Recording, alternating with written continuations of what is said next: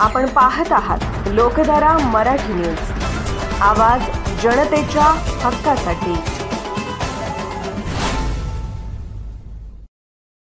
जत येथे जत नगर परिषद निवडणुकीच्या पार्श्वभूमीवर आमदार गोपीचंद पळळकर साहेबांनी प्रभाग क्रमांक 4 दत्त कॉलनी व मरगुबाई गल्लीमध्ये नगराध्यक्ष पदाचे उमेदवार डॉक्टर रवींद्र आरळी सर तसेच नगरसेवक पदाचे उमेदवार सुभाष कांबळे व हेमलता बसवराज चव्हाण यांच्या प्रचारार्थ उपस्थित नागरिक व माता भगिनींशी संवाद साधला।